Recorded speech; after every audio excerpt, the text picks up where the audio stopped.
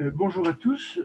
Aujourd'hui, nous accueillons Didier Hoquet, qui est un collègue de Chrono-Environnement, qui est professeur de microbiologie, donc à une double valence, puisqu'il est peut-être même une triple, puisqu'il est enseignant, chercheur, et qui travaille à l'hôpital dans un laboratoire de biologie. Le sujet aujourd'hui, c'est l'antibiorésistance. J'ai déjà entendu Didier sur ce sujet-là, vous allez voir que c'est tout à fait passionnant. Euh, je ne vais pas te présenter plus, Didier, je crois qu'on va te donner la parole et puis après, chacun pourra poser les questions qu'il souhaitait. Didier, à toi. D'accord, merci Patrick. Donc je vais lancer directement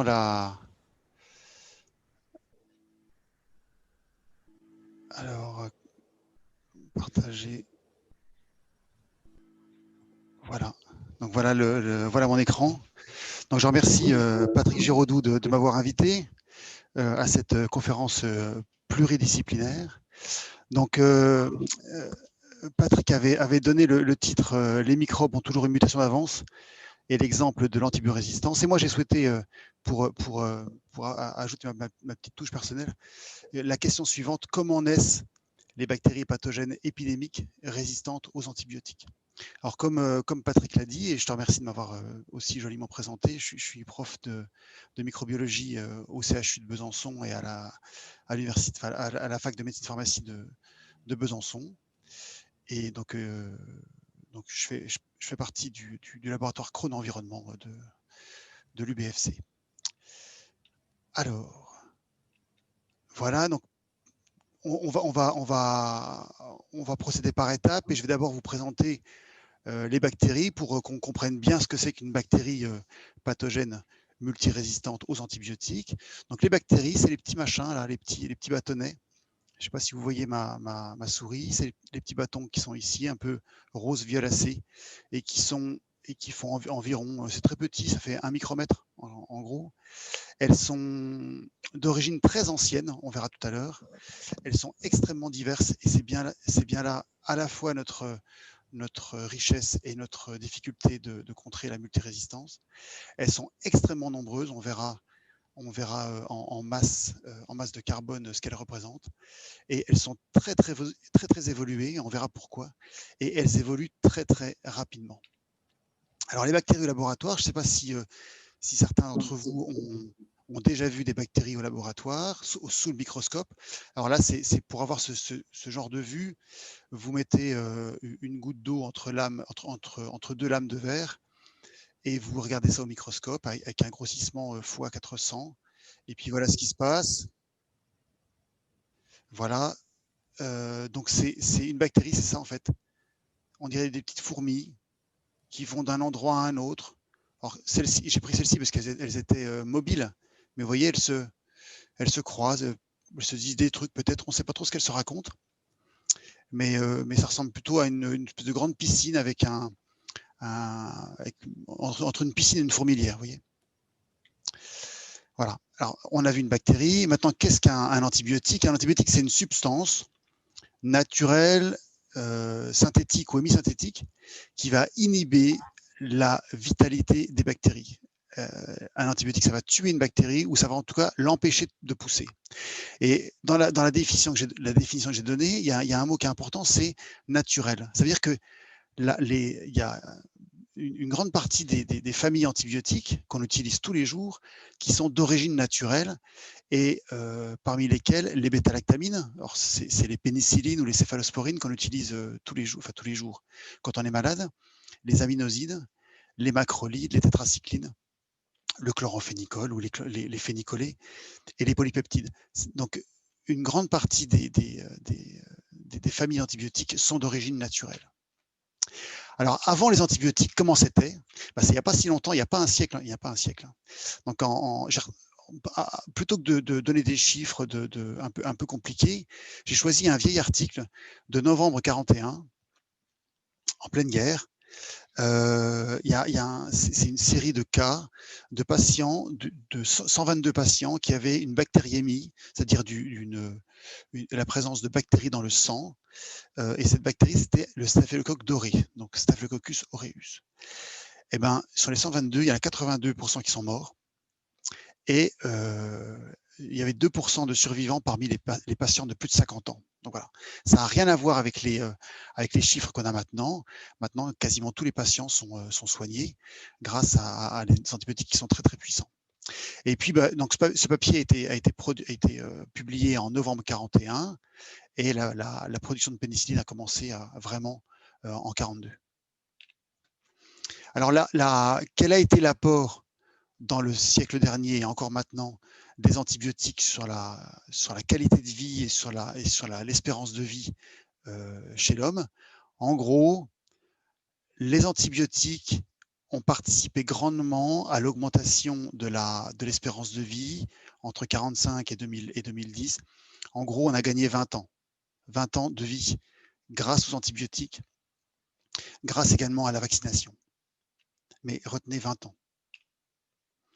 Alors ensuite, qu'est-ce que la résistance à un antibiotique? Alors quand on dit je suis résistant à l'antibiotique, c'est pas le patient qui est résistant à l'antibiotique, c'est la bactérie qui infecte le patient. En fait, qu'est-ce qui se passe? Eh ben, c'est une sous-population d'une espèce bactérienne qui va pousser, qui va croître en présence d'un antibiotique. Alors, l'effet direct, c'est l'échec thérapeutique. C'est-à-dire que vous pourrez traiter le patient avec une dose normale d'antibiotiques. S'il est infecté par une bactérie résistante, eh ben, vous allez augmenter les chances de mortalité chez ce patient-là. D'accord. Alors, comment une bactérie devient résistante? Eh ben, elle va modifier son ADN. Elle va modifier son patrimoine génétique. Et majoritairement, cette bactérie va acquérir des gènes de résistance. Alors ici, vous voyez, ça c'est un chromosome représenté d'une bactérie. Et les bactéries, il faut savoir qu'elles ont la capacité d'acquérir des nouveaux gènes en permanence. Alors l'exemple qu'on peut prendre, c'est ces petits plasmides. Les plasmides, c'est une espèce une boîte à outils optionnelle que la bactérie peut acquérir de l'environnement. Et si je le fais plus gros, c'est un mini chromosome qui contient un tas de gènes, des rouges, des bleus, des verts, etc. Et chaque gène code pour une fonction particulière. Et là, on voit ce plasmide qui est assez classique finalement et qui contient des gènes de résistance à plein de familles antibiotiques. Donc ça veut dire que quand une bactérie va acquérir cette nouvelle boîte à outils, ce nouveau mini-chromosome, eh ben, cette bactérie va devenir résistante à pas mal de familles antibiotiques. Alors, le problème, c'est que on a toujours dans l'idée que on est plus malin que la nature. Ça on a montré que c'est plus très vrai maintenant. Et que à chaque nouvelle résistance, eh ben, on inventait un nouvel antibiotique. Ça, c'était le XXe siècle. Et on s'est aperçu également, à nos dépens, qu'à chaque fois qu'on introduisait un nouvel antibiotique, ici, au-dessus de la flèche, eh bien, il y avait une résistance qui apparaissait assez rapidement. Par exemple, si on prend l'exemple de la tétracycline, ici, qui a été commercialisée en 1950, en 1959, il y avait déjà, 9 ans plus tard, on a décrit l'émergence de bactéries résistantes à la tétracycline. On a inventé une autre molécule, la méticilline, qui a été commercialisée en 1960 pour traiter les patients infectés par du Staphylococcus aureus, du staph doré. Et 2 ans plus tard, on a décrit des staphs résistants à la méticilline. Et puis après, ça peut aller beaucoup plus vite. Hein. Regardez, en 96, on sort un nouvel antibiotique, la lévofloxacine, et la même année, eh bien, on trouve des pneumocoques, donc des bactéries responsables d'infections de pneumonie, qui étaient résistants aux antibiotiques la même année. Et voilà, donc c'est inexorablement, la résistance fait suite à l'introduction de nouveaux antibiotiques sur le marché. Alors les conséquences de cette résistance au niveau mondial, eh bien, alors déjà en France, on estime qu'il y a environ 12 500 décès en France par an due à la résistance aux antibiotiques. C'est très difficile à évaluer, vous allez le voir tout à l'heure. Mais il y a plus globalement, dans le monde, un économiste qui s'appelle Jim O'Neill, un Anglais, qui a estimé a projeté qu'en 2050, il y aurait par an 10 millions de morts dues à la résistance aux antibiotiques. Et ce qui ferait de la résistance aux antibiotiques la cause majeure la cause numéro 1 de décès dans le monde. Voilà. Devant le cancer et devant d'autres pathologies. Donc ça en fait un problème d'importance majeure. Alors bien sûr, on n'est pas tous logés à la même enseigne, évidemment, comme d'habitude. Qui trinque, ce n'est pas les pays du nord de l'Europe. On voit ici la répartition sur cette carte du monde, la répartition de la résistance aux antibiotiques chez les bactéries. Et plus c'est vert sapin, moins il y a de résistance. Et plus c'est rouge, jaune ou orangé, plus il y a de la résistance. Donc vous voyez, il y a une extrême diversité de résistance. Par exemple, en Inde, ou au Kazakhstan, il y a une très grande proportion de bactéries résistantes aux antibiotiques. Alors, il est très difficile d'évaluer l'impact sur la santé de la résistance. Donc, plutôt que de parler de décès, des chercheurs se sont attelés à évaluer le nombre d'années perdues en bonne santé. Voilà. Donc, ça leur a permis, donc c'est ce travail-là dirigé par Dominique Monet, ça a permis à ce groupe de chercheurs d'identifier les 4 grands pathogènes bactériens résistants aux antibiotiques qui vont faire le plus de dégâts dans la population humaine. Donc, c'est les 4 grosses boules violettes ici. Donc, le premier, c'est Escherichia coli résistant aux céphalosporines de 3e génération. C'est lui le tueur number 1. Ensuite, c'est le Staph aureus résistant à la méticilline, ici. Et ensuite, du Pseudomonas aeruginosa ou alors une Klebsiella pneumoniae. Mais ça a permis de définir les ennemis majeurs contre lesquels lutter dans la course contre la résistance. Et moi, je vais, pour expliquer un peu comment ce type de pathogène peut apparaître, donc cet Escherichia coli résistant aux céphalosporines de 3e génération, je vais essayer de vous expliquer d'où vient cette résistance, quelle est l'origine du gène qui code pour cette résistance. Donc, dans cette population d'Escherichia coli, le clone majeur qui fait le plus de mal, c'est un clone qui s'appelle Escherichia coli ST131, avec un petit nom à côté, mais restons à ST131. Et cet Escherichia coli produit une enzyme qui s'appelle une bêta-lactamase. Alors la bêta-lactamase, ce qu'elle va faire, son travail, c'est de découper la bêta-lactamine. Donc la bêta-lactamine, c'est l'antibiotique, d'accord? La bêta-lactamase, c'est l'enzyme qui va aller dégrader l'antibiotique.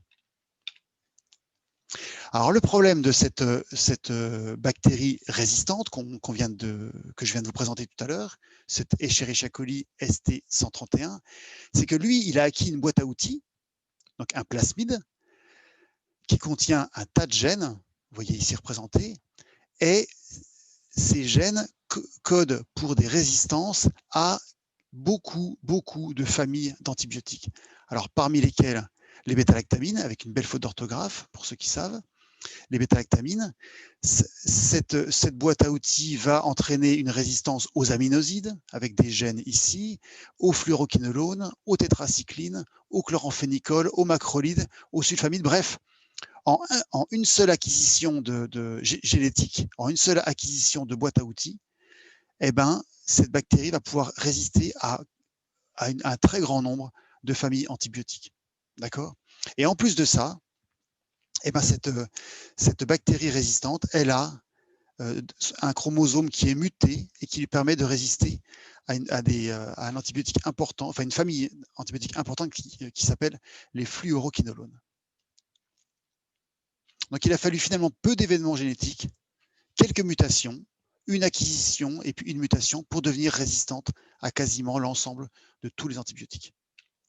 Alors, maintenant qu'on a identifié le pathogène, on connaît mieux sa résistance et on a essayé de savoir d'où venait, enfin, quand était apparue cette bactérie résistante majeure, donc Escherichia coli ST131, et puis quels ont été les événements qui ont favorisé cette émergence. Alors maintenant, ce qu'on fait pour tracer ce genre d'évolution, enfin de retracer un peu l'histoire évolutive de ces clones, on prend un ensemble d'individus bactériens, on séquence l'ensemble des génomes bactériens, des chromosomes, et on compare par des méthodes mathématiques tous ces génomes pour déterminer une vitesse d'évolution et puis retracer, enfin dater l'apparition de l'ancêtre commun de cette population. Et on s'aperçoit ici que quand on regarde sur le graphique qui ressemble à un peigne, eh bien, il y a des bactéries vert clair, des bactéries vert foncé, et l'ancêtre commun de ces deux populations est apparu en 1987, c'est pas vieux, hein, en 1987, et 1987, c'est l'année où c'est dans les années où ont eu lieu les premières commercialisations de fluoroquinolones, c'est-à-dire des antibiotiques contre lesquels cette bactérie est résistante. Ça veut dire que cette nouvelle classe thérapeutique qui est apparue en 87 ou dans les années, au milieu des années 80, qui était porteuse de plein d'espoir pour les médecins, parce que c'était une classe antibiotique qui marchait sur à peu près tout. Eh ben, cette classe antibiotique a le revers de la médaille, c'est que ça a favorisé l'émergence et la sélection de bactéries résistantes qui allaient diffuser et qui allaient provoquer une pandémie mondiale, on va dire. Voilà. Alors cet exemple n'est pas isolé, puisque ces fluoroquinolones-là, qui était un peu la magic bullet des années 80, eh bien, elle a créé non seulement des clones majeurs de résistants chez Escherichia coli, mais également dans d'autres pathogènes, dans le Staph aureus, chez Pseudomonas aeruginosa ou Clostridium difficile. Bref, comme si en voulant bien faire, eh bien, on a créé des monstres, voilà, des monstres résistants. Alors, je vous ai dit tout à l'heure que ce clone résistant majeur qui nous embête beaucoup et qui fait beaucoup de morts, il était porteur d'un gène codant pour une bêta-lactamase. Et ce gène codant pour cette bêta-lactamase, donc ce gène de résistance, s'appelle, alors c'est un nom un peu barbare, mais il s'appelle BLA-CTXM15. Voilà. Donc ce gène BLA-CTXM15, on a essayé de savoir d'où il venait, quelle était son origine, parce qu'il n'est pas apparu comme ça. Et en cherchant dans les collections de bactéries, on s'est aperçu que ce gène de résistance provenait d'une bactérie qui s'appelle Cluivera cryocrescens, qui est une bactérie environnementale qu'on trouve dans l'eau, le sol, les eaux usées, enfin les égouts, les aliments, bref, et puis chez les humains. C'est une bactérie qu'on trouve un peu partout et qui fait un peu le lien entre l'environnement et les hommes. Voilà. Et cette bactérie, naturellement, elle produit une enzyme, une bêta-lactamase, qui s'appelle BLA-CTXM1, puis ça a donné, qui a évolué, on le verra comment, en BLA-CTXM15. Donc ça veut dire que, si on fait un point d'étape, c'est-à-dire que un clone pathogène, enfin un des clones pathogènes les plus dévastateurs dans le monde, provient de l'assemblage d'une bactérie pathogène chez l'homme, donc Escherichia coli, avec un gène de résistance provenant de l'environnement. Alors, est-ce que cet Escherichia coli multirésistant, c'est un problème isolé, ou est-ce qu'on peut craindre l'émergence d'autres pathogènes de résistance? Alors, pour répondre à cette question, il faut savoir, il faut que je vous explique d'où viennent ces gènes de résistance, et puis connaître un peu la la taille de leur armée, en fait. Alors, pour connaître la taille de résistance, pour évaluer la taille du réservoir environnemental de gènes de résistance, il faut qu'on retourne loin en arrière pour expliquer la diversité microbienne et puis pourquoi est-ce que certaines bactéries produisent des gènes de résistance aux antibiotiques. Alors, vous voyez ici sur cette pendule qui représente l'évolution de la Terre en 24 heures, on s'aperçoit que si l'histoire de la Terre est représentée sur 24 heures, l'homme moderne, est apparu à 23h59, 56 minutes. Donc, il y a 4 minutes, quoi. Voilà. Et les bactéries, elles, par contre, sont apparues à 8 heures du matin, donc il y a 3 milliards d'années. Donc, d'abord, les bactéries sont apparues sur la Terre très, très longtemps avant l'homme. Et ensuite, non seulement elles ont apparu sur la Terre très, très, très, très tôt, mais en plus, il y a un problème de tempo. Alors, si on compare la vitesse d'évolution bactérienne avec celle de l'homme, ça équivaut à comparer la distance qui sépare Lucie, qui est apparue il y a 3,2 millions d'années, et un des individus les plus marquants de notre civilisation et de notre temps, donc Patrick Giraudoux, maintenant. Donc, la différence entre Lucie et Patrick, c'est 3,2 millions d'années.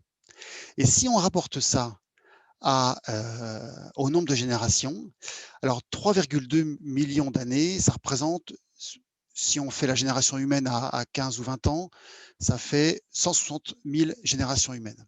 Et pour une bactérie qui pousse en une demi-heure, qui se multiplie, qui se divise en deux en une demi-heure, 160 000 générations bactériennes, ça représente 4 800 000 minutes, c'est-à-dire 10 ans. 10 ans. Donc, entre une bactérie qui ressemble à ça et une bactérie qui ressemble à ça, donc il y a un saut évolutif majeur, et ben, ça prend 10 ans pour une espèce bactérienne. Donc, donc d'abord, les bactéries sont parties dans la course avant nous, mais en plus, elles évoluent plus vite. Alors, ça leur a permis quoi? Ça leur a permis de proposer un éventail extrêmement large, une diversité énorme d'espèces bactériennes qui sont représentées en bleu ici. Donc, tous ces noms-là, c'est les bactéries. Des Acidobacteria, Planctomyces, Spirochètes, etc. Alors, par comparaison, donc ici en bleu, vous avez les bactéries, ici en vert, vous avez les eucaryotes, et puis les archées ici. Et par comparaison, nous sommes ici. Les animaux, on est ici. On est tous ici. Alors, on est, pour vous donner un peu l'exemple de tout ce qui, tous les animaux ici, il y a les humains, les dinosaures, les poules, et pour un peu illustrer la diversité qu'il y a entre les humains et la comparer avec la diversité entre les bactéries, deux individus humains, eux, ils partagent 99,9% de leur génome. Par contre, deux individus Escherichia coli, donc deux individus d'une même espèce, peuvent partager jusqu'à seulement 40% de leur gène. Donc, il y a très, très peu de choses en commun entre eux. Et par contre, entre les hommes et les poules, eux, partagent 60% de leur gènes. Donc, ça veut dire qu'il y a plus on est plus proche des poules que ne sont proches quelquefois quelques deux individus bactériens. Et on voit cette proximité entre les hommes et les poules quelquefois. Donc, cette diversité bactérienne a permis en fait à ce groupe bactérien d'organismes vivants, pardon, de coloniser quasiment l'intégralité de la surface terrestre. Elles ont colonisé ça parce qu'elles ont, au cours de l'évolution, elles ont pu créer environ 1 million d'espèces bactériennes. Bon, on en connaît une infime portion, mais il y a environ 1 million d'espèces bactériennes qui ont été qui sont estimées. Et en bactériologie médicale, nous, on connaît, on s'intéresse à 100 espèces pathogènes maximum. Et cette diversification génétique a permis aux bactéries de s'adapter à quasiment tous les biotopes terrestres. Ça va des mines qui sont très très polluées à des geysers qui sont très très chauds. Les bactéries peuvent pousser à des températures de inférieures à 0 degré, des fosses océaniques, à peu près tout. Il y a des bactéries absolument partout. Et si on veut estimer en fait la biomasse bactérienne sur Terre, comparer la biomasse bactérienne à la biomasse humaine, et bien les bactéries ici, vous voyez ici, sur votre gauche, représentent 70 gigatonnes de carbone, alors que les humains représentent 1000 fois moins. Voilà. C'est pour vous donner un peu à la fois une notion de diversité, mais d'importance en masse.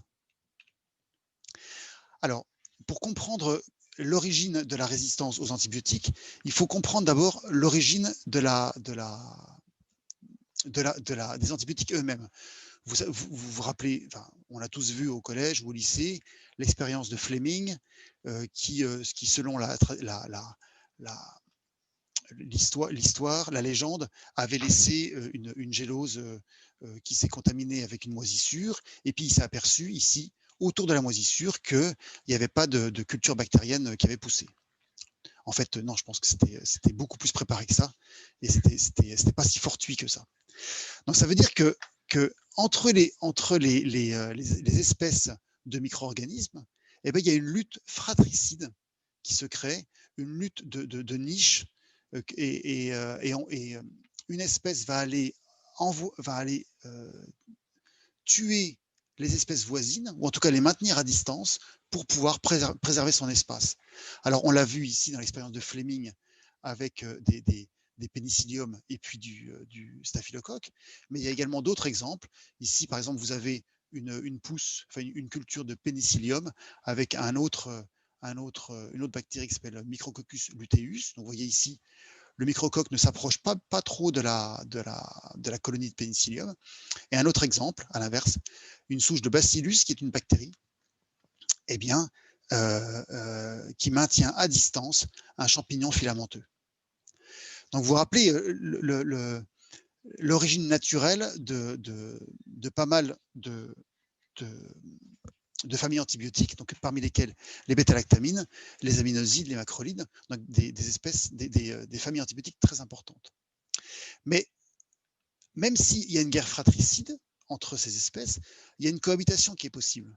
On sait tous que, par exemple, dans notre intestin, on a plein de bactéries qui cohabitent, plein d'espèces bactériennes qui cohabitent sans se tuer systématiquement.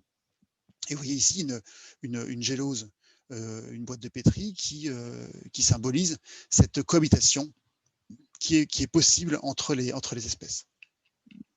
En fait, ça veut dire que les mécanismes de résistance aux antibiotiques d'origine naturelle sont aussi anciens que les antibiotiques.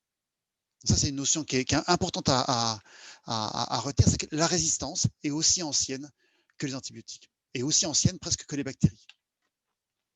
Alors, ensuite, on peut se poser la question sur comment est-ce que des bactéries, des gènes de résistance qui sont dans un environnement naturel, je ne sais pas moi, une fosse,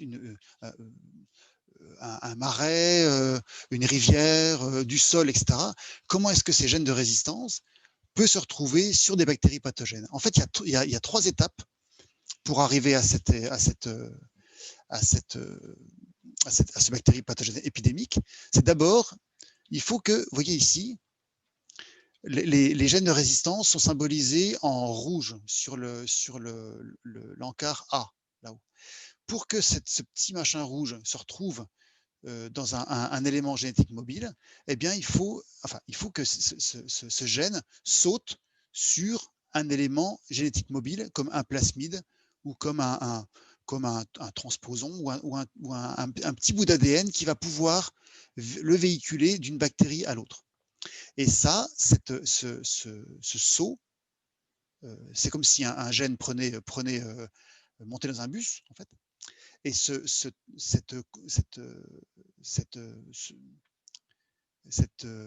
on va dire, ce saut vers ce véhicule-là va être sélectionné par un antibiotique.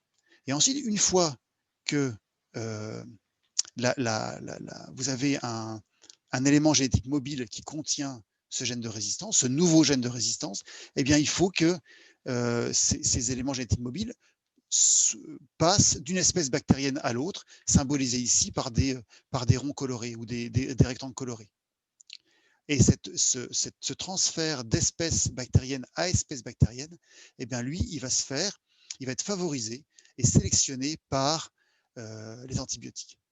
Et ensuite, parmi les espèces qui seront la cible de qui seront touchées par ces gènes de résistance, eh bien, il y a les espèces roses ici qui symbolisent une espèce pathogène, et cette diffusion d'espèces pathogènes sera favorisée par la consommation d'antibiotiques.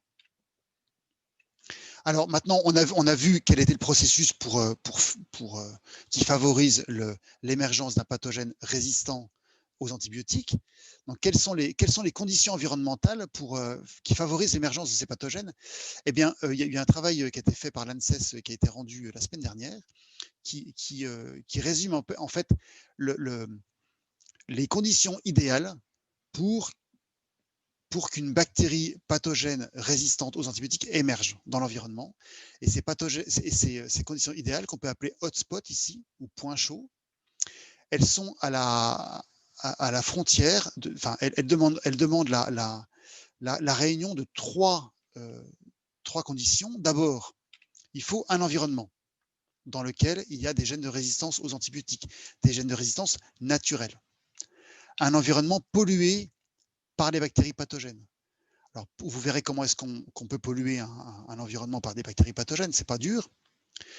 Donc, un environnement dans lequel il y a des bactéries pathogènes, et puis il faut que cet environnement soit pollué par les antibiotiques. Alors, quels sont les deux environnements idéaux qui favoriseraient et qui sélectionneraient l'émergence de pathogènes résistants aux antibiotiques? Le premier, alors c'est un environnement pollué, on va dire, c'est un environnement, on va dire, qui n'est pas très clean, je dirais pas le pays, et il faut ajouter à cet environnement des bactéries pathogènes humaines. Alors, comment est-ce qu'on ajoute des bactéries pathogènes humaines? C'est pas dur. La défécation à ciel ouvert, comme on appelle ça, est assez fréquente dans certains pays dans le monde. On verra tout à l'heure une carte. Donc là, vous avez ajouté dans votre rivière des bactéries pathogènes humaines. Et maintenant, il faut ajouter des antibiotiques. Et là intervient un problème complexe qui nous ramène quelques décennies en arrière. Dans les années 70-80, la plupart des antibiotiques étaient synthétisés en Europe, aux États-Unis. Mais en cherchant à réduire les coûts de production antibiotique, on a délocalisé l'ensemble de la production antibiotique mondiale à deux pays majeurs, l'Inde et la Chine. D'accord ? Et l'Inde et la Chine, on l'a vu avec le problème du Covid, rassemblent la plupart des grosses industries pharmaceutiques qui vont aller nourrir ou fournir le monde entier en antibiotiques.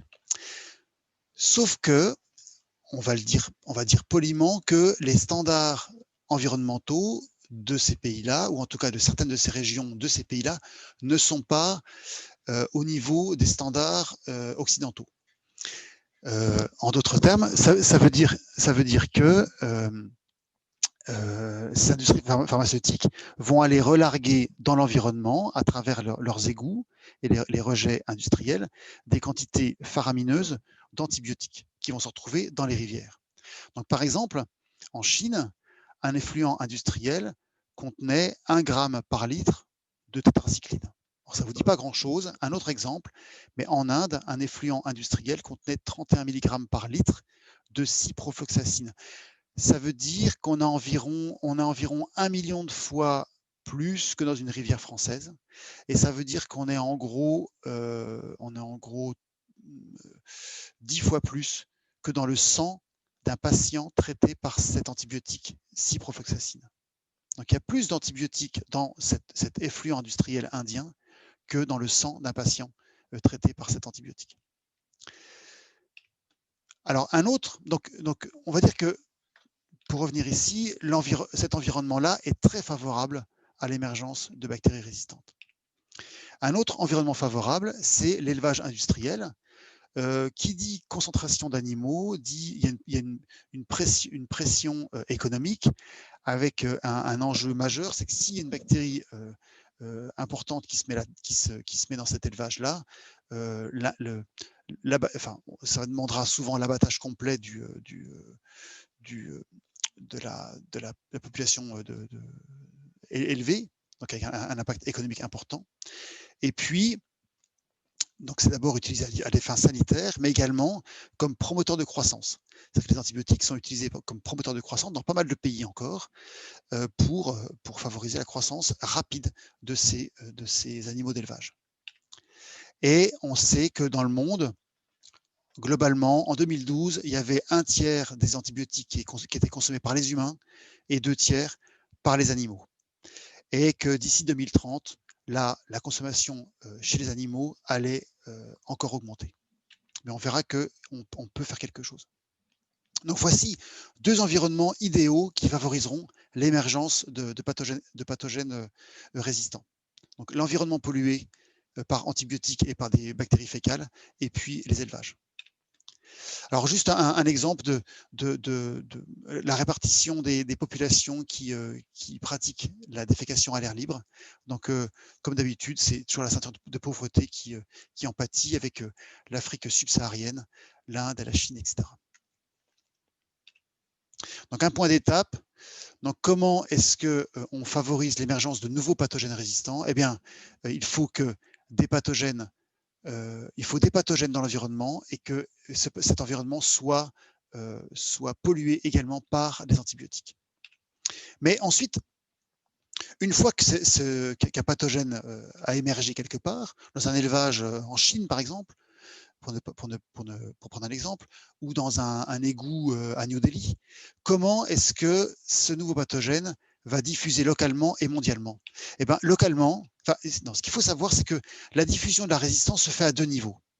Elle se fait d'abord au niveau bactérien, donc la bactérie diffuse elle-même avec sa résistance, et puis il y a un autre niveau de diffusion, c'est la diffusion du gène de résistance lui-même. D'accord. Donc 2 niveaux de complexité.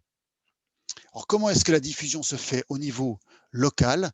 Eh bien, c'est pas dur. Le plus souvent, c'est le contact direct d'humain à humain.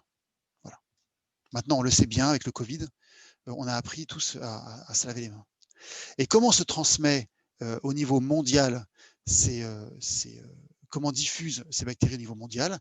Ben, voici une représentation des vols par an. Alors ça, c'était avant le Covid, bien sûr. Ah, pardonnez-moi, je vais essayer de...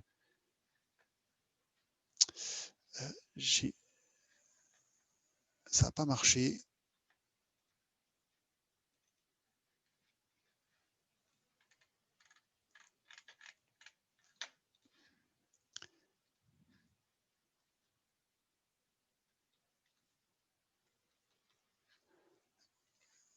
Voilà, est-ce que vous voyez mon écran? On voit la diffusion mondiale des bactéries résistantes. Je ne sais pas si est-ce que quelqu'un peut me répondre? Est-ce que mon écran est visible? Oui? On voit l'écran. Ok, très bien. Donc la diffusion mondiale des bactéries résistantes se fait majoritairement par le transfert de population. Et ce transfert de population, vous le voyez ici symbolisé par les avions qui sont eux-mêmes symbolisés par un petit point jaune. Et ça, c'est le flux quotidien avant la pandémie de Covid, bien sûr. Le flux quotidien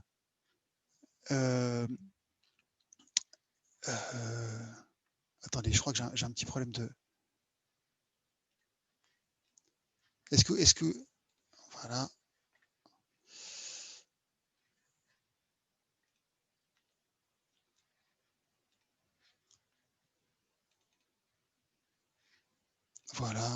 Voilà le flux quotidien d'avions avec environ 40 millions de vols par an et 4 milliards de passagers. Donc avec, bien sûr, chaque passager va évoluer, va transférer avec lui tout son microbiote digestif avec les bactéries résistantes qu'il y a dedans. Donc, comment est-ce que les bactéries vont transférer leurs gènes entre elles? Eh ben, les bactéries ont inventé plein de systèmes de transfert de gènes de résistance, soit par transduction bactérienne avec l'aide de petits virus comme ça, qui ressemblent à des Spoutniks, qui sont posés sur la surface de la Lune, qui est ici la bactérie. Mais également, la bactérie peut acquérir des bouts d'ADN nus, qui se trimballent dans le milieu extracellulaire, ou alors par conjugaison, par contact direct des bactéries l'une à l'autre par l'aide de pili. Mais ce qui est étonnant, c'est que si on imagine les bactéries, comme je vous ai dit tout à l'heure, comme des petites fourmis qui se croisent assez peu finalement, eh ben, on a du mal à imaginer qu'elles puissent se transférer de l'ADN. Et en fait, le mode de vie bactérien, c'est pas trop ça. C'est pas trop un mode fourmilière comme ça. C'est plutôt un mode comme ça, un mode de biofilm où les bactéries sont entassées les unes sur les autres, très très proches, et puis qui sont dans une espèce de gang protectrice qui va les protéger du monde extérieur. Donc dans ces conditions-là, eh ben, les bactéries peuvent, à loisir, transférer leurs gènes d'un individu à l'autre. Alors on peut dire, OK, maintenant qu'on a une bactérie résistante à l'antibiotique qui a diffusé mondialement, eh ben, et alors? C'est pas si grave, on n'a qu'à inventer un nouvel antibiotique. Sauf que, une fois que ce pathogène résistant, avec ce gène de résistance dont on a parlé tout à l'heure, a envahi, on va dire, une population humaine, en tout cas c'est bien implanté dans le monde, ce gène qu'on peut appeler gène de résistance 1.0, eh ben, si on lui oppose un nouvel antibiotique, eh ben, il va muter en gène de résistance 2.0. Et si on lui oppose un nouvel antibiotique, ici en bleu, eh ben, il va se transformer en gène de résistance 3.0. C'est ce qui explique cette évolution-là. Si on reprend l'exemple du gène de résistance majeur dont on parle depuis tout à l'heure, c'était XM15, eh ben, ce gène a émergé dans la population bactérienne dans les années 80 et depuis les années 80, on a plus de 250 variants, plus de 250 gènes différents de CTXM qui sont dérivés du gène ancestral et qui ont chacun répondu, on va dire, à une nouvelle pression de sélection antibiotique. Donc, OK, mais à quelle fréquence apparaissent ces nouveaux mutants? À quelle fréquence peut s'adapter une bactérie résistante? Eh bien, une bactérie résistante, on va dire, ça dépend des conditions. Dans un schéma classique, on va dire, si vous prenez environ 1 million à 1 milliard d'individus bactériens, vous aurez toujours naturellement une bactérie, un individu qui va muter, qui va proposer une mutation et qui sera sélectionné par un antibiotique. Donc, le taux la fréquence d'émergence de mutants résistants va être une bactérie sur 1 million à une bactérie sur 1 milliard. Mais sauf que, en cas de stress, quand vous allez stresser les bactéries, eh bien, c'est plus 1 sur 1 million à 1 sur 1 milliard qui va muter, mais 1 sur 100 à 1 sur 1000. Donc, c'est beaucoup, beaucoup plus. Et qu'est-ce qui stresse les bactéries? Qu'est-ce qui va les mettre en difficulté? À peu près tout. Et notamment, ici, les antibiotiques.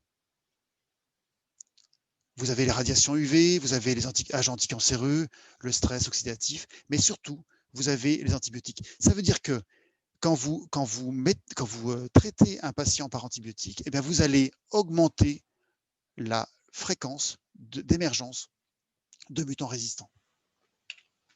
Alors, quelles solutions on a? Les solutions qu'on a, eh bien, elles sont à plusieurs niveaux. Comment est-ce qu'on peut éviter l'émergence et la diffusion de la résistance? Eh bien, il faut d'abord, si on structure un peu la réponse, il faut d'abord penser à consommer les antibiotiques de façon raisonnée. Alors, qui est impliqué? Absolument tout le monde. Donc, chez l'homme, on voit que c'est assez efficace.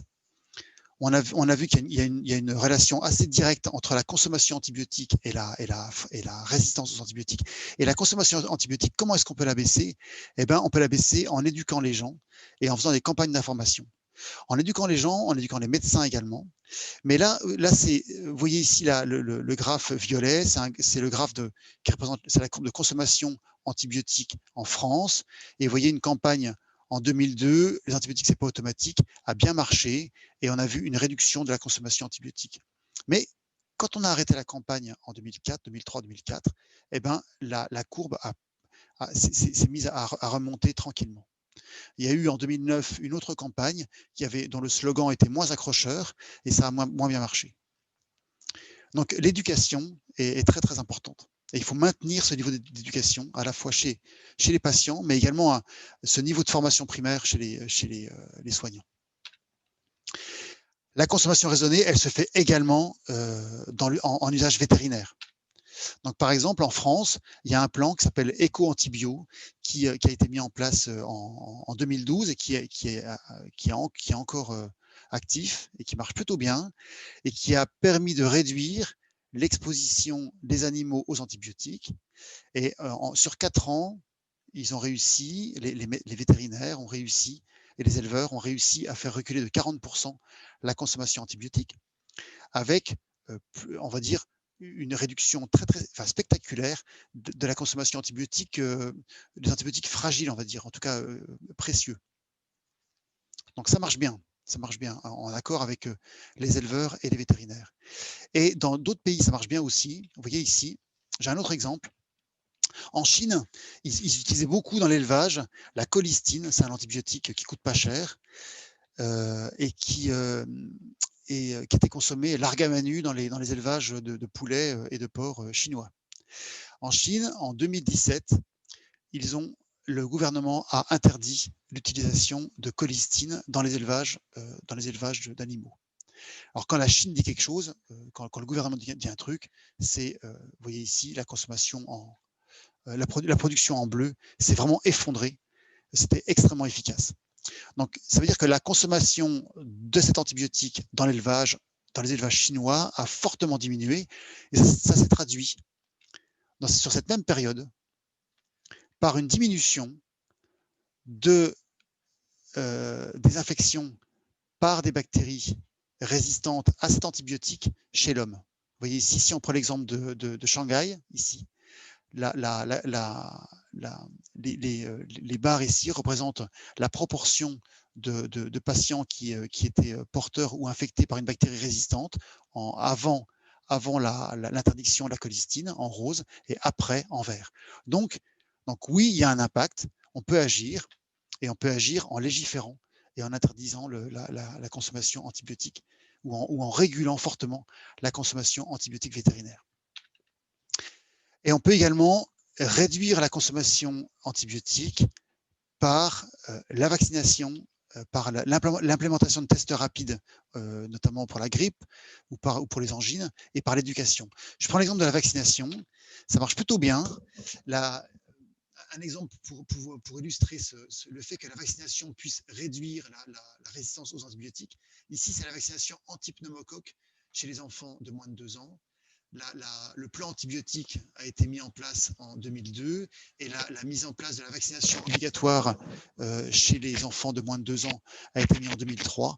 Et on a vu ici, vous voyez la courbe, enfin les barres vertes, la réduction de la proportion de souches résistantes aux antibiotiques dans cette population. Donc oui, la vaccination marche.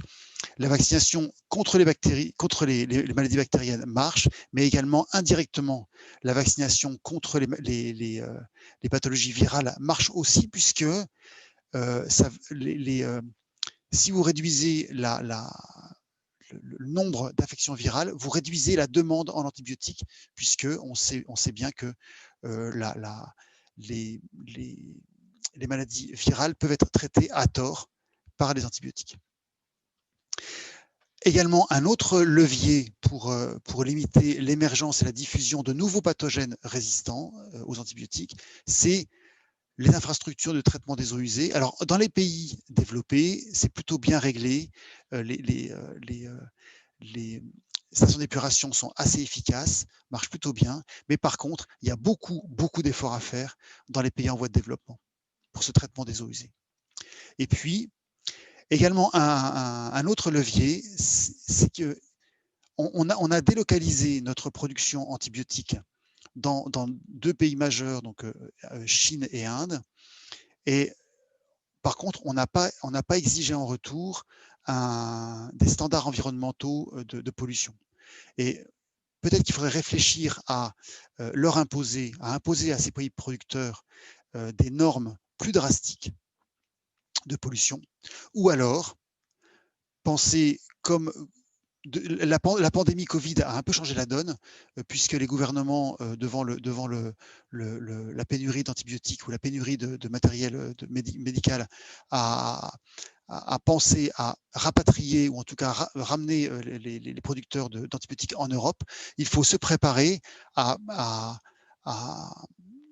légiférer en termes de pollution industrielle pour les producteurs d'antibiotiques en Europe.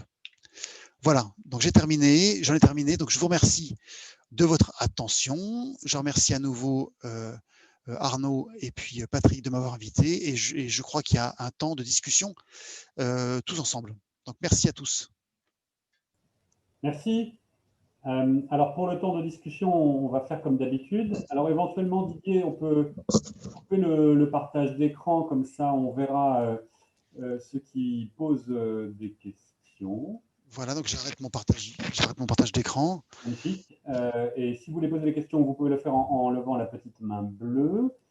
Et je vous ouvre le micro. Sinon, si vous êtes timide, vous pouvez le faire, ou si vous ne voulez pas être filmé, vous pouvez la poser sans allumer la caméra. Et enfin, si vous ne voulez même pas que votre voix soit enregistrée, vous pouvez poser la question dans le chat.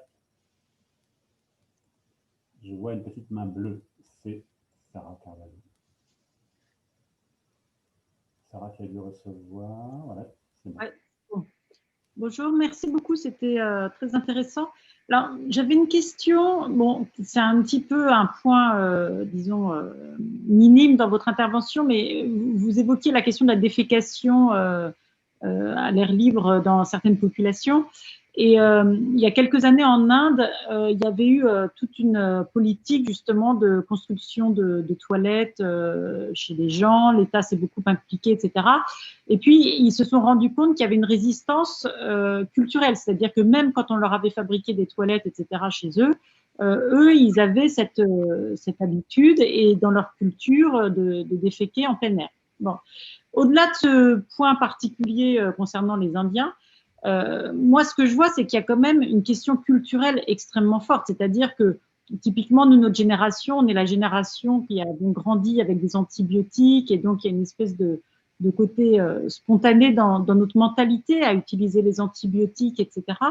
Et donc, je trouve que là, on voit bien une interconnexion entre science et culture, parce que il faut vraiment un changement culturel et qui ne sera pas simplement par des législations. Enfin, ça peut évidemment jouer les législations, mais ce qu'on voit en Inde, c'est que quand on légifère en interdisant de déféquer à l'air libre, en construisant des toilettes, ben, ça marche moins bien que quand on fait ça en Chine, hein, par exemple. Et ce changement culturel, alors on peut se dire que la Covid là, est en train de participer à un changement culturel, mais forcément, c'est quelque chose de long et puis avec des enjeux conflictuels. C'est-à-dire que derrière, on voit bien qu'il y a des enjeux d'alimentation mondiale, on voit bien que comme il y a un décalage nord-sud, nos critères, si on les exporte dans les pays du Sud, évidemment, ça va avoir des impacts économiques. Bon, et donc,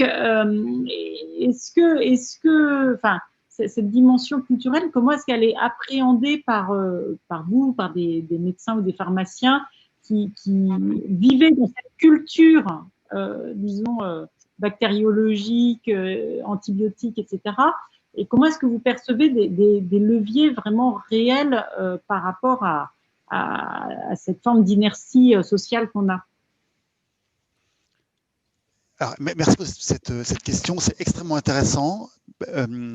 c'est un sujet plutôt brûlant parce qu'on s'est aperçu que la lutte contre la résistance aux antibiotiques, ça ne se fait pas comme ça. C'est pas en légiférant qu'on va réussir à faire quelque chose. Ça prend des générations à détricoter un accès naturel aux antibiotiques et un réflexe vers le tout antibiotique. Mais les programmes de recherche qui viennent de sortir cette année ou l'année précédente commencent à intégrer dans leurs recommandations l'intégration de la partie sociologique et comportementale dans la lutte contre la résistance. Je m'explique. C'est-à-dire que des sociologues sont invités à collaborer avec des pharmaciens, des médecins, des vétérinaires pour comprendre cette lutte contre le changement et comprendre identifier les leviers pour que ce recours aux antibiotiques soit plus aussi automatique. Et donc ça, c'est une nouveauté. Et ce qu'on comprend, alors dès qu'on parle de comportement, à mon sens, c'est que l'échelle de temps ne sera pas du tout la même. C'est-à-dire que pour modifier un comportement d'une population, il faut 1 ou 2 générations. Ça prend du temps. Il faut éduquer les patients, il faut éduquer l'ensemble de la population pour arrêter de faire pression sur les médecins qui en ont tellement marre d'expliquer aux patients que les antibiotiques c'est bien mais qu'on peut s'en passer, qu'ils n'ont pas le temps de discuter avec les patients, donc naturellement ils leur passent un antibiotique pour les contenter. Mais également favoriser l'éducation des plus jeunes pour que soit ancré dans leur tête ce non-recours systématique aux antibiotiques. Mais oui, la part comportementale qui a été longtemps négligée commence à faire son apparition dans les programmes de recherche. Et je ne sais pas quel en sera le bénéfice, mais en tout cas, on est assez excité de travailler avec des sociologues pour pouvoir détricoter ce recours systématique. Mais pour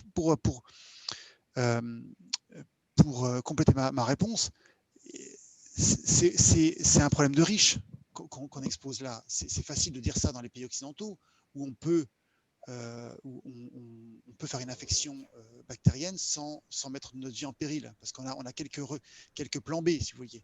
Mais dans les pays en voie de développement, le recours aux antibiotiques, c'est fondamental et ça sauve des vies. On le voit clairement. Donc dire aux pays en voie de développement, aux populations, attention, n'ayez pas recours systématiquement aux antibiotiques, c'est difficile. Merci. Il y avait une question de Patrick. Oui. Ok. Donc, super exposé, Didier, c'est sûr. Avant la question, si tu peux remettre ton micro en face de ta bouche, parce que des fois, voilà, on t'entend moins. Très bien, merci. Oui, la question que je me posais, c'était les stations d'épuration. Par quel mécanisme des antibiotiques sont dégradés là-dedans? Qu'est-ce qui fait qu'en sortant de station, si j'ai bien compris, elles sont efficaces et on n'a plus d'antibiotiques? Alors, oui et non. C'est-à-dire que les stations d'épuration ne sont pas faites pour réduire, n'ont pas été faites à l'origine pour réduire la quantité ni de bactéries pathogènes, ni de bactéries pathogènes résistantes, ni d'antibiotiques. Mais on s'aperçoit que les antibiotiques il y en a moins qui sortent que qui rentrent. Ça, c'est clair.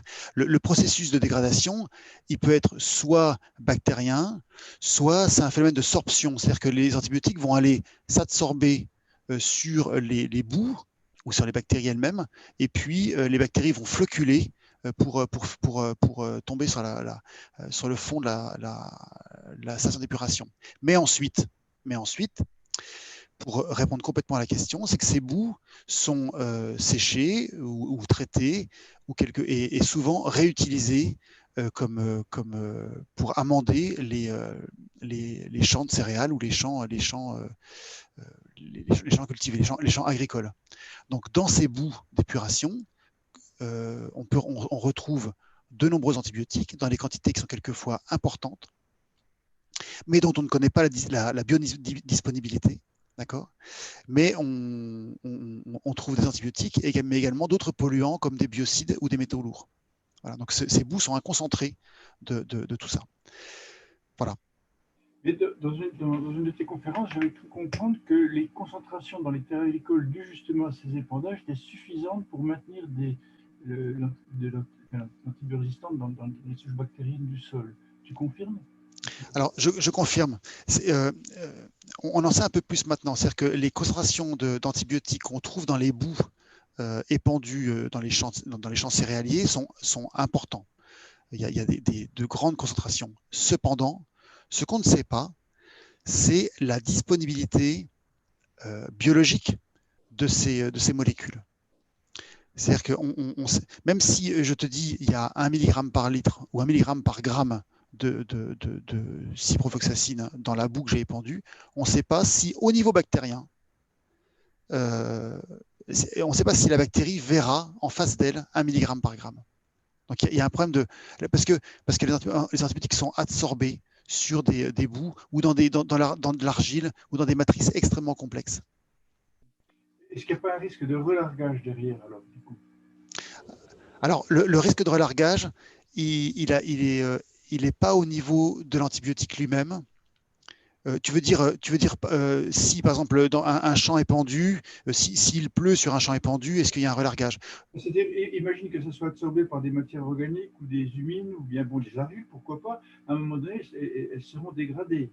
Donc, on perd leur capacité d'absorption. Donc, si l'antibiotique est encore intact d'un point de vue chimique, il peut être relargué. C'est ce qui se passe pour les métaux lourds ou pour d'autres substances chimiques qui sont immobilisées pendant un temps dans les sédiments, par exemple, d'un lac.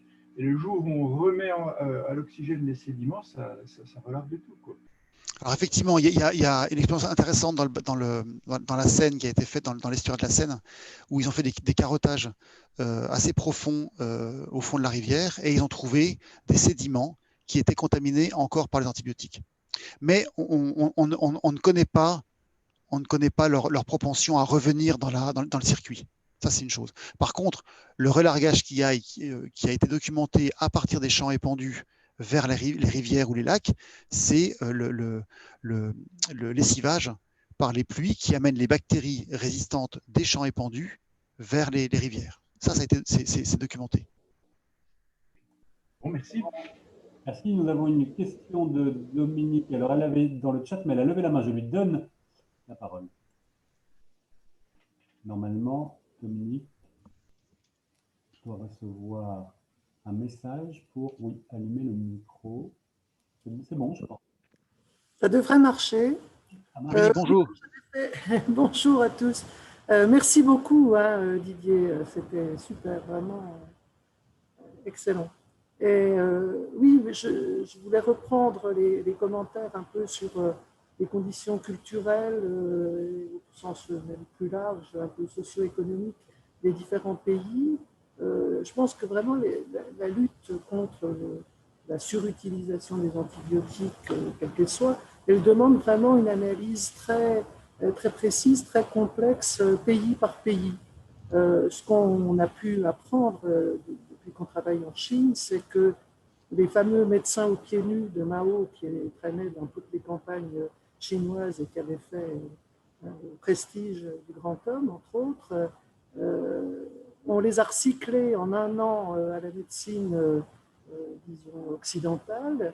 Et comme avant, ils n'étaient payés qu'en nature par les gens, et pas très bien, et un tout petit peu par le gouvernement, à ce moment-là, ils n'ont plus été payés du tout, si ce n'est par le rôle de pro-pharmacien. C'est-à-dire c'est en vendant des médicaments de médecine occidentale, et essentiellement les antalgiques et les antibiotiques, quels antibiotiques évidemment avaient été compris comme un élément important pour lutter contre la mortalité infantile, etc. Enfin, il y a plein de bonnes idées derrière, à ceci près que dans la mesure où le revenu de ces médecins ne tient que par la vente d'antibiotiques, on comprend bien que ça puisse être un obstacle à réduire la consommation d'antibiotiques. Donc, c'est juste un exemple, mais qui montre que vraiment, selon les pays, c'est de géométrie variable et que si on ne tient pas compte de tous ces éléments connexes, on peut avoir des grands plans mondiaux de réduction, on ne touchera pas forcément ce qui est le plus sensible dans un pays donné. Oui, c'est vrai, Dominique. D'où la nécessité de tout prendre en compte, effectivement. Mais c'est un travail extrêmement long et qui se fait au cas par cas. Et par exemple, donc tu as raison de pointer les différences culturelles qui existent entre pays. Il y a le problème aussi de la prescription par les médecins ou pas de prescription selon les pays. Absolument. Par exemple, dans de très nombreux pays du monde, l'accès aux antibiotiques se fait directement à la pharmacie, sans passer par une prescription médicale, donc ce qui était déjà un danger. Et j'ajouterais à ça l'accès, il y a quelques exemples dans les pays africains ou dans les pays asiatiques, à des médicaments contrefaits antibiotiques qui sont vendus comme des antibiotiques classiques et qui sont sous-dosés, voire inexistants, et qui mettent en péril la vie des patients et et s'ils sont sous-dosés, favorisent l'émergence de la résistance. Donc c'est important. Ce que je peux ajouter, la question d'Aliénor, alors je ne suis pas sûr d'avoir compris celle de Robert, qui a attiré notre attention sur les alentours des unités de production de produits de santé en Inde, mais ça je pense que c'est ce que Didier disait aussi, mais vous pouvez préciser si vous voulez, Robert. Et Aliénor qui disait, est-ce que la pression de la consommation peut venir aussi des patients en raison de certaines conditions, par exemple de l'arrêt maladie, elle nomme l'exemple du jour de carence. Et est-ce que je peux ajouter une petite question en plus? Moi, je n'ai pas compris pourquoi le Kazakhstan est tout rouge, puisque si on compare avec les autres cas, il n'est pas dans les pays où on aime la dessiccation en plein air, il n'est pas non plus dans les pays où se concentrent les unités de production de vaccins, d'antibiotiques. Pourquoi le Kazakhstan résiste-t-il? Alors, je vais répondre aux questions dans l'ordre. L'Inde, par exemple, qu'en est-il de l'environnement autour des usines de production d'antibiotiques? Il est juste catastrophique. Il y avait un très bon article, une revue dans Le Monde, il y a quelques mois de ça, qui décrivait un peu l'environnement de ces zones industrielles, qui est extrêmement polluée à la fois par les antibiotiques, mais par des métaux lourds, et qui forme un nid idéal à l'émergence de la résistance. Pour Aliénor, pardon,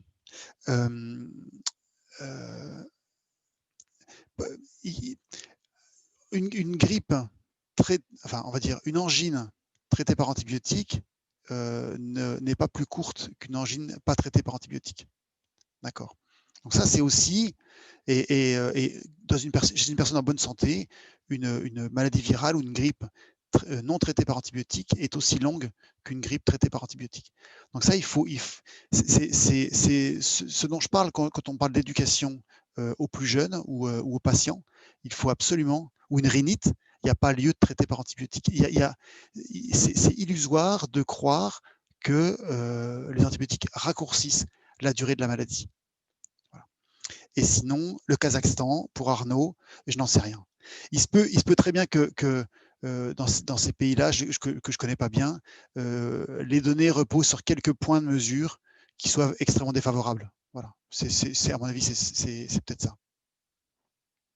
Je crois que François Salvadori avait levé la main, mais c'est peut-être un accident parce que la main est baissée à nouveau. Alors j'en profite pour glisser une autre question que j'avais, ce que donne l'impression de l'ensemble de mouvements qui nous mènent donc à la production accélérée d'antibiotiques dans la seconde partie du XXe siècle, et puis la prise de conscience qu'il faut arrêter dans les élevages, faire des campagnes pour que les gens en consomment moins, qu'on voit dans les 10 dernières années. Qu'est-ce qui fait ce décalage? C'est-à-dire qu'on a l'impression que la perception que les antibiotiques évoluent toujours dans un univers, disons, d'évolution darwinienne, est-ce cette perception-là était inexistante, elle existait mais elle était contrebalancée par d'autres besoins? On a l'impression qu'on a tardé à comprendre que l'antibiotique crée de la sélection, était un outil de sélection que la sélection continuait.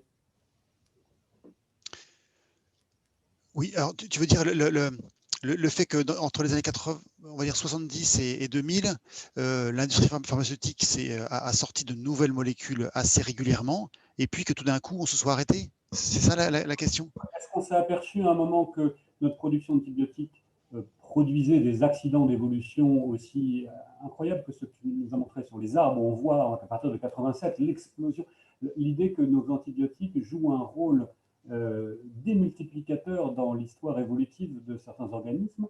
Est-ce que c'est ça qu'on n'en avait pas conscience? C'est quelque chose qui s'est accéléré Je crois qu'on a mis un peu de temps à comprendre qu'il y avait un lien et que ce lien était complexe.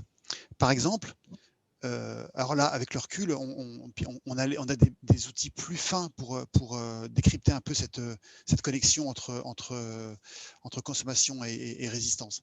Dans les années 2000, on avait un autre pathogène majeur qui nous embêtait à l'hôpital, c'était le Staph aureus résistant à la méticilline. Voilà. Et en fait, on a mis un peu de temps En fait, on se focalisait sur sa résistance à un antibiotique.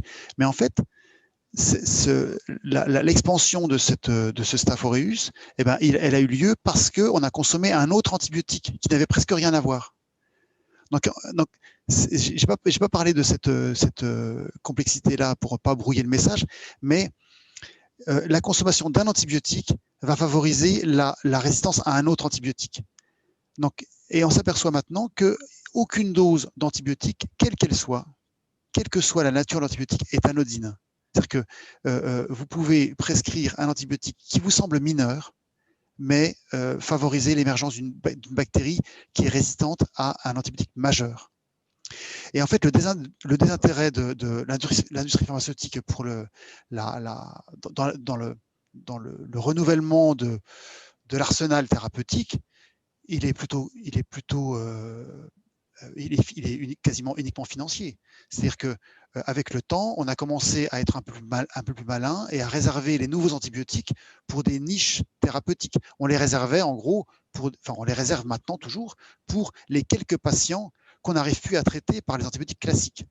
Donc ça veut dire que vu que le marché pour ces nouvelles molécules s'amenuise et réduit à quelques patients en France par exemple, eh bien, les industries pharmaceutiques n'ont plus de retour sur investissement. Et comme ils n'ont plus de retour sur investissement et que leurs investisseurs veulent des retours à 2 chiffres, on le voit maintenant avec la pandémie, eh bien, ils ont complètement arrêté le développement de nouvelles molécules parce que c'est plus rentable. L'industrie pharmaceutique préfère développer des médicaments qui sont consommés pendant pendant un temps assez long par des personnes qui ont les moyens d'acheter ces molécules.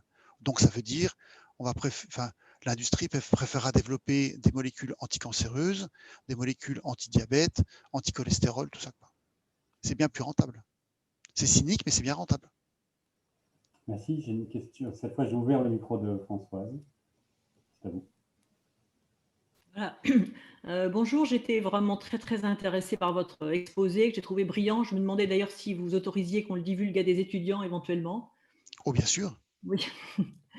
Alors, d'autre part, donc j'ai particulièrement fait écho à des préoccupations que j'ai puisque je suis un peu spécialiste des mouvements anti-vaccins.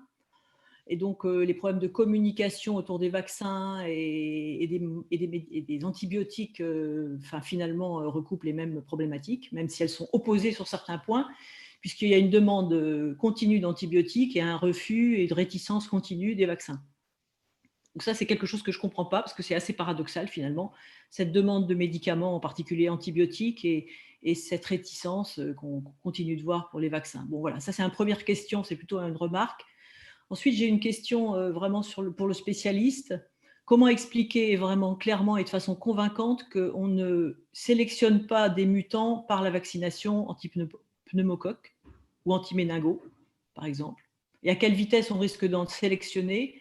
Parce que c'est un argument qu'on trouve toujours sur les forums de gens qui pensent être malins et qui disent voilà. Alors, je suis convaincue que ça n'existe pas, puisque j'ai lu des papiers que ça n'existait pas ou vraiment à la marge. Mais si vous pouvez m'aider à donner des arguments définitifs là-dessus, ça m'arrangerait.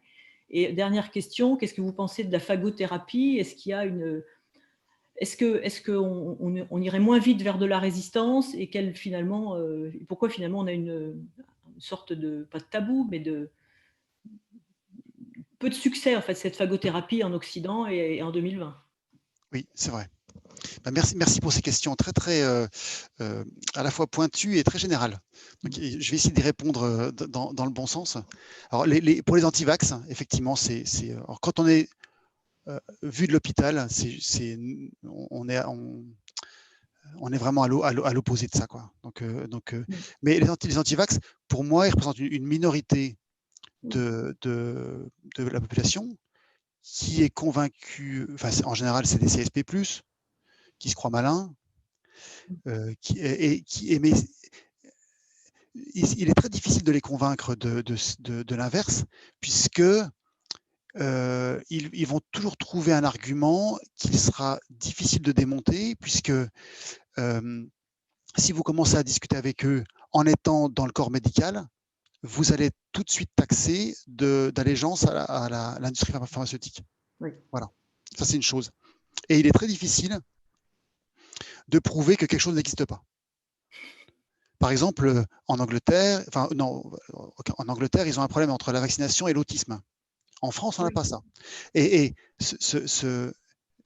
pourquoi est-ce qu'ils ont cette peur-là? Parce qu'il y a un médecin, un gogo qui a fait un article là-dessus, qu'il a quelques jours plus tard rétracté, mais comme il avait déjà...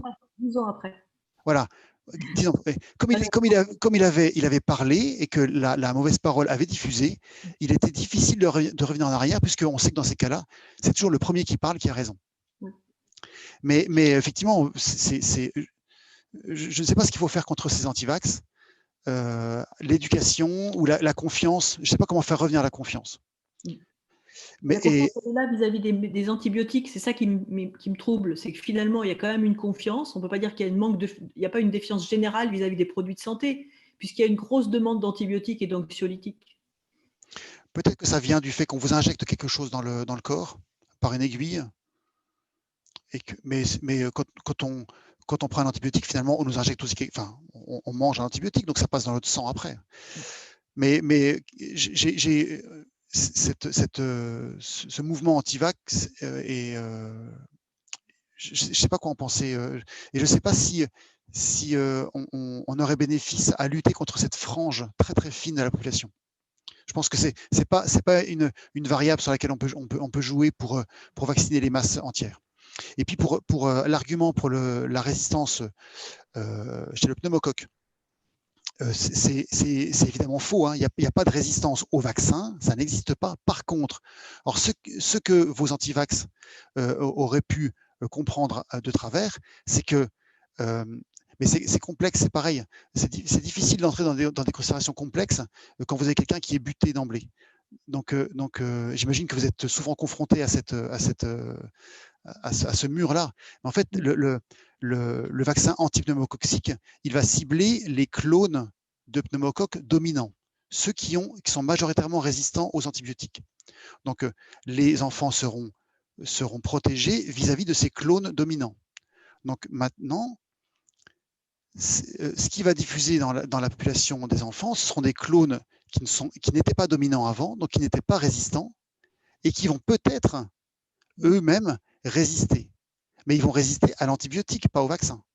Et c'est pour ça que régulièrement, tous les 5-10 ans, on va devoir réajuster notre composition vaccinale pour cibler les clones qui sont majoritairement résistants chez les enfants. Comme on ajuste chaque année la vaccination antigrippale.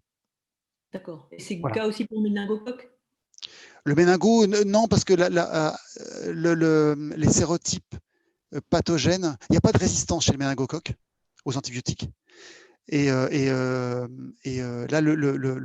on va cibler non pas les méningocoques résistants, mais les méningocoques pathogènes. Et ceux-là, ils ne changent pas trop. Okay. Et puis, votre dernière question sur la phagothérapie. Alors oui, c'était séduisant. Des REL et tout ça, et puis la Géorgie, c'était cool. C'est une vision très biologique des traitements antibiotiques. Et puis il y avait le romantisme russe qui passait là-dessus, donc c'était vraiment bien. Mais il s'avère qu'il y avait plein de promesses et que il avait été décrit dans les cliniques de Tbilissi des listes de patients qui avaient été soignés par phagothérapie, qui étaient très bien soignés, mais ce qui manquait, c'était des études construites, comparatives entre antibiotiques et phagothérapie. Et ça manquait. Et là, la France et puis quelques pays francophones ont lancé une étude qui s'appelle PhagoBurn, donc, où ils ont regardé l'impact de la phagothérapie ou l'efficacité de la phagothérapie comparée à des traitements classiques antibiotiques. Eh bien, il n'y a pas de différence. Il n'y a pas de différence. C'est un peu décevant, mais il n'y a pas de différence. Alors, je ne dis pas que la phagothérapie ne doit pas servir à quelques patients qui sont vraiment infectés par des bactéries ultra résistantes et qui n'ont plus rien d'autre. Ça, évidemment. Mais le placer en première ou en deuxième intention, ça pour l'instant, non. Pour l'instant, non. Et puis, d'autant plus que pour la phagothérapie, tout l'arsenal législatif n'est pas encore prêt à mettre des brevets sur sur le vivant. Donc, c'est difficile de mettre un brevet sur un phage et d'en permettre la commercialisation efficace. Voilà. Oui, donc l'industrie n'est pas intéressée, évidemment. Oui, non, mais oui, vous avez raison, l'industrie n'est pas intéressée. Mais par contre, il y a quelques startups en France, notamment près de Lyon ou issus de l'Institut Pasteur, qui s'intéressent de très très près à cette phagothérapie. Oui. Merci. Il nous reste 5 minutes et nous avons encore 2 questions. Il y a une nouvelle question de Dominique, je vais lui donner son micro, et puis Chloé. Donc, mais si on peut garder la question et la réponse brève pour que Chloé aussi ait le temps de poser sa question. J'ouvre le micro de Dominique. Oui, en fait, c'était pas tant une question que j'avais compris, moi, dans la question de Françoise, une partie à laquelle Didier n'a pas répondu, qui était pourquoi on a une résistance aux antibiotiques et qu'on n'aurait pas une résistance aux vaccins. Pas tant, alors il a bien répondu bien sûr sur l'aspect des différentes souches, etc., et que c'est pour ça qu'il faut compléter la composition du vaccin et l'étendre éventuellement en fonction de l'apparition de résistance ou épidémiologiquement de l'arrivée de nouvelles souches. Ok, mais je pense que le fait qu'on n'ait jamais vu dans l'histoire de la vaccinologie de résistance d'une maladie à la vaccination, alors qu'on en voit clairement aux antibiotiques ou aux antiviraux, encore plus aux antiviraux. Alors là, l'expérience du sida a montré comment les résistances arrivaient à la vitesse grand V. Il n'y avait pas un an qu'on faisait de la trithérapie qu'on voyait déjà émerger de résistance. Donc c'est clair. Alors, je pense que vraiment la meilleure réponse qu'on puisse avoir, c'est que le système immunitaire, il fait des réponses infiniment complexes. C'est-à-dire qu'on parle toujours des anticorps neutralisants, etc. Et Dieu sait si on nous en parle tous les jours à la télévision à cause de Covid.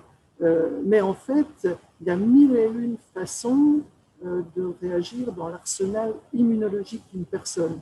En plus de ça, chaque individu a sa réponse perso. Et donc, finalement, on a, c'est la ceinture et les bretelles toujours, le système immunitaire. Donc, quelque part, ça va contre l'émergence de résistance, puisqu'il y aura toujours une combinaison d'attaques et pas un système unique comme dans l'action d'un antibiotique. Alors, je ne sais pas si Didier est d'accord. Oui, je ne peux être que d'accord. C'est toi la spécialiste de l'immunologie, Dominique. Mais laissons la parole à Chloé pour la dernière question, si j'ai bien compris, Arnaud. C'est ça. Oui, merci de me donner la parole et merci pour cet exposé. Je voulais juste revenir sur cette question de la confiance vis-à-vis du corps médical dont on parlait tout à l'heure. Simplement pour dire que j'ai l'impression que ce manque de confiance dans la population, d'une manière générale, c'est quelque chose qu'on voit vraiment ressortir fortement en ce moment pendant la pandémie. Il est probablement quand même lié aussi à une espèce d'attitude du corps médical qui a tendance, face à ce manque de confiance, de manière un peu systématique, à resserrer les rangs et à essayer de tenir un discours le plus unanime possible. Et j'ai l'impression que c'est un peu contre-productif. Que le problème, c'est peut-être justement ça, c'est que face à des gens déjà méfiants, d'avoir l'impression d'avoir un consensus absolu en face, c'est pas quelque chose qui justement éveille la confiance. Et il y a un vrai problème quand même sur la vulgarisation médicale. J'ai l'impression que c'est un des domaines aujourd'hui qui ne s'est pas du tout encore ouvert. Même sur Internet, sur YouTube, on trouve maintenant des tas de vidéos de vulgarisation de toutes sortes de choses, mais la médecine, ça reste une sorte de bastion fermé, sûrement pour de bonnes raisons, avec cette idée qu'il ne faut pas donner des conseils à tort et à travers aux gens, qu'il faut en parler à son médecin quand on a un problème quelconque, etc. Mais du coup, j'ai l'impression que l'effet que ça produit, c'est une sorte de repli à l'inverse dans la population qui, d'ailleurs, pas toujours à tort, ce sont des raisons de se méfier de l'industrie pharmaceutique, de tous les intérêts économiques qui se mélangent à tout ça, et d'un discours un peu trop univoque parfois et qui ne fait pas beaucoup d'efforts de pédagogie, disons. C'est une attitude, j'ai l'impression qu'on retrouve même chez les généralistes. Moi, ça fait des années que les généralistes me prescrivent des antibiotiques alors que je leur dis que j'aimerais éviter d'en prendre et qu'ils le font, qui ne m'expliquent pas pourquoi ils le font et qu'en fait, je finis par leur mentir et leur dire d'accord, oui, oui, je prends la prescription et je ne les prends pas. Et je pense que plein de gens font ça. Enfin, j'ai l'impression que peut-être c'est lié à la manière dont on forme les médecins, mais il y a vraiment peut-être un manque d'une culture un peu démocratique de laisser aussi la possibilité aux gens de comprendre les prescriptions, de comprendre les choix des politiques sanitaires, etc. Je ne sais pas ce que vous en pensez. Votre question est complexe et la réponse est, je ne pourrais pas la faire en une minute, mais la médecine, c'est complexe, c'est très très complexe. Et il est illusoire de pouvoir penser, avoir une réponse ou se faire une idée en quelques minutes. Ça, c'est clair. Et moi, ce que j'ai remarqué avec l'épidémie de Covid, c'est que tout le monde avait un avis. Et ce qu'il faut savoir, c'est que tout le monde, on a le droit de ne pas avoir d'avis et on a le droit de ne pas savoir. Donc, quand la pandémie est arrivée, tout le monde voulait savoir, c'est montré spécialiste de tel ou tel antibiotique, tel ou tel chloroquine ou je ne sais pas quoi. Si c'est un peu ça le fond de votre question, peut-être. Oui, vous avez raison, je vois bien le problème que ça pose, mais je vois bien en même temps que si en face on nous dit vous n'avez pas voix au chapitre, vous n'y connaissez rien, j'ai l'impression que ça va exacerber ce type de réaction en fait de repli, quoi. Oui, c'est vrai, mais comment dire, c'est que la science est lente. La médecine, c'est une science qui est lente. Elle se construit pas en quelques semaines. Elle se construit un avis et une opinion sur une molécule ou sur une efficacité de molécule ne se construit pas en quelques semaines. Il faut du temps et quelquefois les réponses sont pas si simples que ça. Ça marche, mais dans quelques cas. Donc effectivement, avoir des jugements à l'emporte-pièce compréhensibles par la population, c'est compliqué. Quand vous voyez simplement des recommandations d'experts pour une pathologie simple comme une infection urinaire, eh ben, c'est des choses qui font de très nombreuses pages. Donc, comment expliquer sur une vidéo YouTube que sur telle maladie, je prends tel antibiotique? C'est pas si simple. Même les médecins entre eux ont du mal. Vous dites que les médecins font bloc vis-à-vis de la population. C'est pas forcément vrai. Les experts s'opposent, mais quand ils se contredisent, eh bien, ils vont essayer d'apporter des arguments solides, des études solides qui ont été menées de façon on va dire, académique, pour pouvoir proposer les traitements adaptés. Mais c'est pas simple et c'est très très long. Et cette défiance de la population vis-à-vis de ce corps qui semble faire bloc, eh bien, peut-être que c'est une volonté de comprendre les choses, ce qui est louable, évidemment, mais la population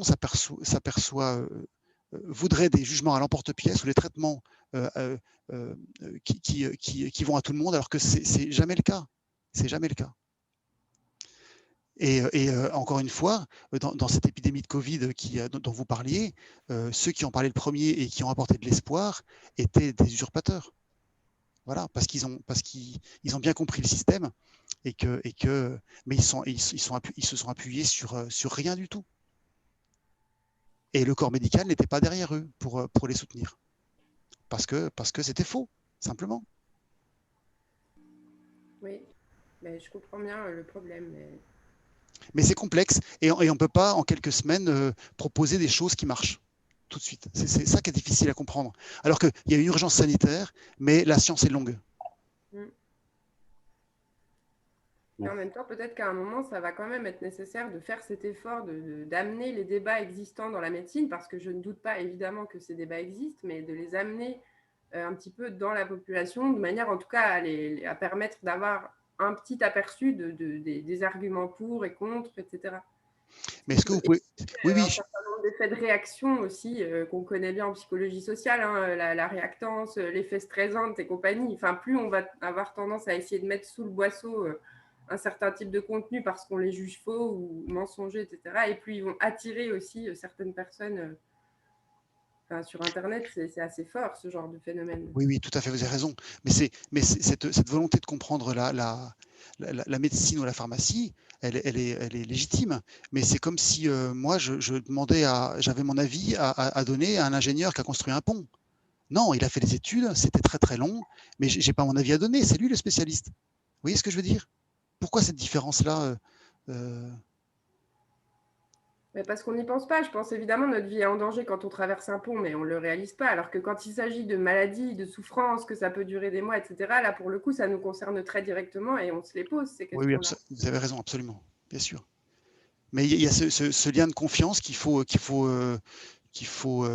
préserver et qu'il faut entretenir. Voilà. Mais majoritairement, très majoritairement, le niveau sanitaire français est bon. Voilà, c'est une médecine qui marche très très bien, même s'il y a encore beaucoup d'efforts à faire. On a une médecine qui est très enviée. Voilà. Merci beaucoup Didier. Je crois qu'il faut qu'on s'arrête après ces échanges nourris. Et Patrick, veut-il dire le mot de la fin? Oui, le mot de la fin, bon, oui, le débat final était crucial, hein, c'est-à-dire qu'on est affronté à gérer de la complexité et la demande n'est pas dans la complexité. La demande de réponse n'accepte pas cette complexité. Et comment traduire la complexité vis-à-vis d'une demande légitime d'explication, ça, c'est pas simple. Autant on peut le faire à titre individuel d'homme à homme, ou d'homme à femme, ou de femme à femme, autant le faire sur un message collectif, moi, je ne sais pas le faire. Et le problème que rencontre Didier, moi, je l'ai eu aussi avec les agriculteurs quand on parlait de population de campagnole, ou autre chose comme ça. Hein. C'est pas simple. Hein. Bon, ben, écoute Didier, bon, la première chose c'est de te remercier pour la qualité de la présentation et des réponses. Bon, mais ça j'en doutais pas. Merci pour ton invitation. Ouais, ben non, donc ça complète très utilement toutes ces conférences qui ont lieu sur penser la pandémie et ça nous a tous enrichis. Donc la prochaine conférence, ça va être sur Arnaud, rappelle-moi. Du risque ou des risques. Voilà, exactement. Oui. Pascal Ducournau le 8 décembre. Voilà. Hein, donc on va passer dans la sociologie et moins dans la biologie. Ce qui est réjouissant quand même, c'est que chaque fois qu'il y a un intervenant, qui soit biologiste, sociologue, enfin, sciences humaines ou sciences dites dures ou semi-molles, tout le monde fait l'effort d'être compréhensible et ça c'est fantastique. Hein. J'ai eu l'impression de comprendre tout ce que tu disais, c'est quand même un grand plaisir. Bon, voilà. Merci.